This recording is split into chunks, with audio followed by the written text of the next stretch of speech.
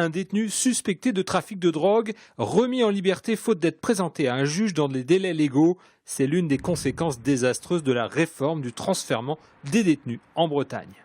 Celui-ci n'a pas pu être extrait ni par l'administration pénitentiaire ni par la gendarmerie nationale qui avait été requise. Et l'individu a également refusé la visioconférence. À partir de là, le juge des libertés de la détention a estimé que la procédure n'était pas régulière puisque la personne n'avait pas pu être présentée devant lui. Nous avons donc pu que constater que cet individu devait être remis en liberté ce jeudi, faute d'avoir pu être présenté au juge. Des conditions insurmontables qui se répètent depuis le 1er mai. Depuis cette date, gendarmes et policiers ont laissé la place à l'administration pénitentiaire dans les escortes des détenus entre prisons et tribunaux. Moins de 15 fonctionnaires basés à Lorient doivent assurer le transfèrement des détenus pour tout l'ouest de la Bretagne.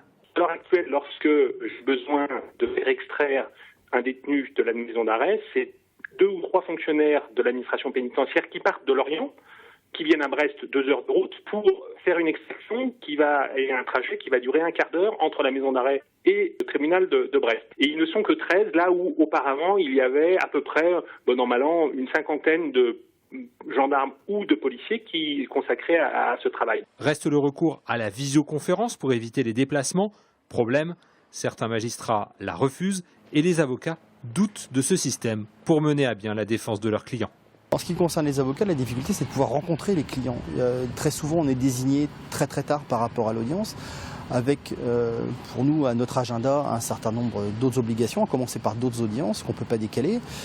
Et puis les détenus que nous défendons ne sont pas toujours incarcérés à Brest non plus, donc ça nous obligerait à aller à Rennes, à Saint-Brieuc, à Plomeur, pour préparer les audiences. Donc c'est pas possible.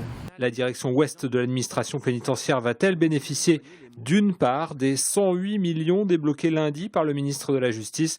Le Finistérien Jean-Jacques Urvoas, c'est peu probable. Il s'agit surtout de payer des frais de justice bloqués pendant des mois.